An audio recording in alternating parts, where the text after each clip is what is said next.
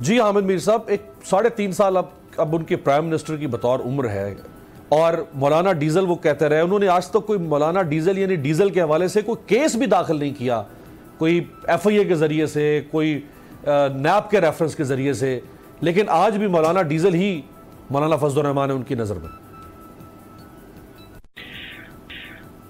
अमीर बाद साहब, मैं आपको एक बड़ी दिलचस्प बात बताता हूँ, थोड़ी सी माजी करीब की है। ये जो मौलाना फजलुर रहमान को मौलाना डीजल का खिताब है ना, ये दिया था खिताब अताउल हक कासमी साहब ने, एक कॉलम लिखा था।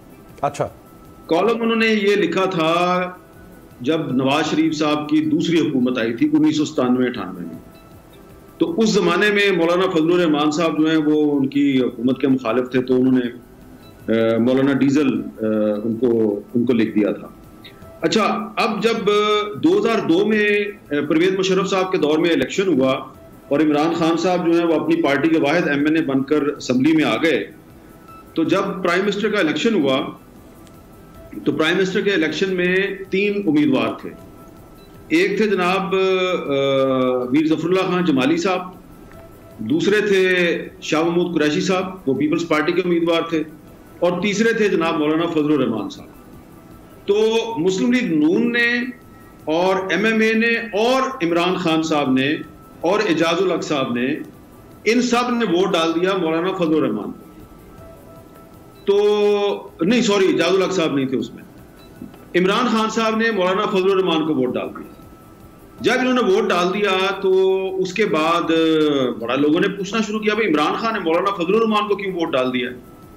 तो उस वक्त जमाइमा जो है वो इमरान खान की वाइफ थी, तो उन्होंने इमरान खान से कहा भी कि आपको इसकी क्लैरिफिकेशन करनी चाहिए। तो मुझे खान साहब ने नहीं बल्कि जमाइमा ने अप्रोच किया कि आप अपने प्रोग्राम में इमरान को बुलाएं और उसे कहें कि क्लैरिफाई करें कि इसने फजलुर रहमान को वोट क्यों दिया, because she was very annoyed कि ये मौलवी साहब को वोट क्यों दे दिया है इमरान खान ने। तो खान साहब फिर रात को मेरे शो में आए तो उन्होंने आके कहा कि मैंने इमरान खान ने फजलुर रहमान को वोट नहीं दिया, उसने तो एस्टेब्लिशमेंट के खिलाफ वोट दिया है।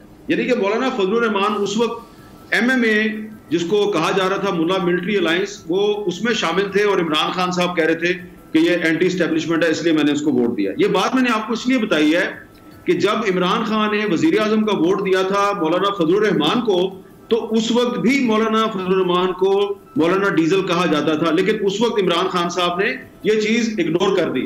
लेकिन जब फिर मौलाना फजलुर रहमान जो है और इमरान खान के सियासी रास्ते जुदा हुए, तो अब इमरान खान साहब उनको मौलाना डीजल कहते हैं और मौलाना साहब जो है वो इमरान खान की हुकूमत को नाजायज कहते हैं।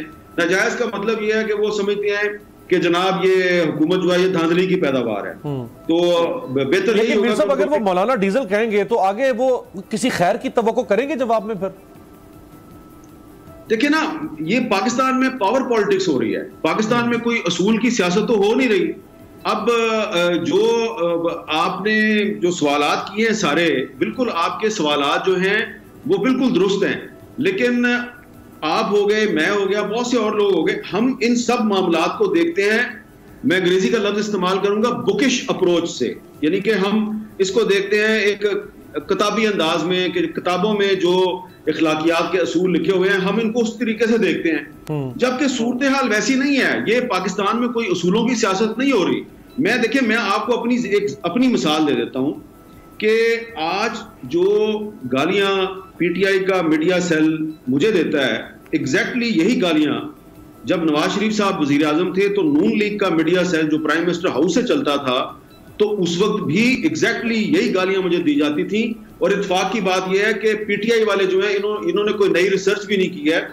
उस वक्त भी ये जो नून लीग का मीडिया सेल है वो जिस किस्म के मेरे कैरिकेचर बना के, जिस किस्म की उस पर गालियां लिख के तो वो पोस्ट करते थे, इन्होंने वही किया है, वो उसको कॉपी करते हैं और वही चीज जो है वो PTI की तरफ से लगा के तो वो चला देते हैं। अच्छा, अब ये जिस तरह के आज मोहसिन बेग साहब के साथ हुआ है, थोड़े दिन पहले FIA ने और IB ने उन पर हमला किया, मेरी इत्तला के मुताबिक उसमें IB वाले भी शामिल थे। तो अगर आप गूगल करें आपको वो मिल जाएगा वाकया। एग्जैक्टली इसी तरह जब नवाज शरीफ साहब दूसरी मरतबा प्राइम मिनिस्टर थे तो आईबी ने और एफआईए ने मेरे अखबार के दफ्तर पे हमला किया था और एग्जैक्टली यही कुछ किया।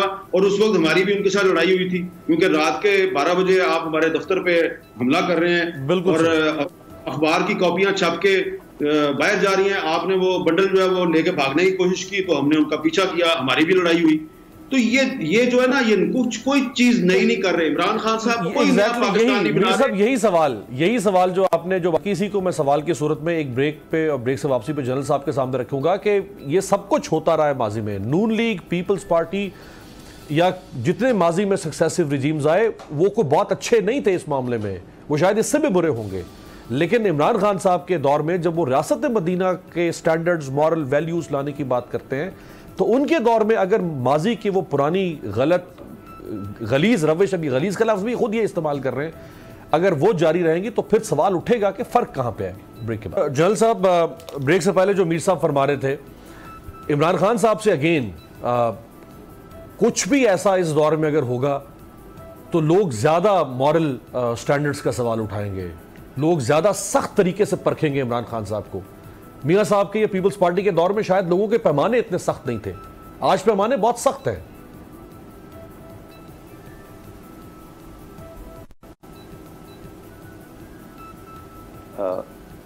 अमीर अब्बास, पहली बात तो ये है कि आज आप पता नहीं किस सोच के साथ प्रोग्राम कर रहे हैं। मेरी पहली बातचीत को आपने बगैर मुझे बताए काट के ब्रेक ले ली, मैं बोलता रहा और आप ब्रेक पे चले गए। आप मुझे बता देते कि हम ब्रेक ले रहे हैं तो मैं बोलना बंद कर देता।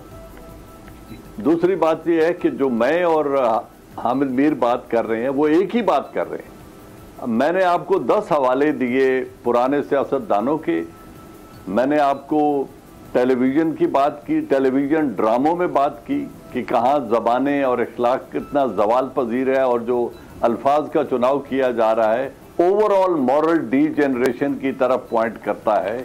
मैंने न किसी एक पार्टी को टारगेट किया है, न मैं इमरान खान की पार्टी का वकील हूँ, न मैं उनका बुनियादी मेंबर हूँ, न मुझे उनसे एक वोटर से ज़्यादा हमदर्दी है। मेरे ख्याल में मैं और हामिद मीर एक ही बात कर रहे हैं कि ओवरऑल ये सब कुछ गलाजत पहले भी होती रही है और आज भी हो रही है। इसको जितना जल्दी कंट्रोल कर लिया जाए और रियासती अदारे कानून के मुताबिक अपने दायरा इख्तियार के अंदर रहते हुए अगर कार्रवाई करेंगे तो पाकिस्तान का इमेज और लोगों का रियासत के ऊपर एतमाद बढ़ेगा। टीवी ड्रामे हों तो उनकी लैंग्वेज भी गलीज नहीं होनी चाहिए और पार्लियामेंटेरियन जो अपनी पूरी कॉन्स्टिट्यूएंसी को रिप्रेजेंट कर रहे होते हैं उनकी ज़बानें भी शाइस्ता होनी चाहिए, मुहज़्ज़ब होनी चाहिए, चाहे वो पार्लियामेंट के फ्लोर पे बात करें या वो इस पे बात करें। और अदारों को ताकत का इस्तेमाल अंधेर नगरी जंगल के कानून के तहत नहीं करना चाहिए, दायरा इख्तियार में रहते हुए in the limits of constitution करना चाहिए। सिर्फ मैंने ये बात पहले भी की और अब भी वही कर रहा हूं। मुझे एक मौलाना डीजल के इशू या प्राइम मिनिस्टर के इशू से मेरा पॉइंट ही नहीं था। वो जो वो जो कह रहे हैं, मैंने ये कहा था कि सब के सब मजहबी तबका हो, फौजी जर्नैल हों, जर्नलिस्ट हों, पार्लियामेंटेरियंस हों, सबको अपनी जबानों के अंदर शाइस्तगी लानी चाहिए।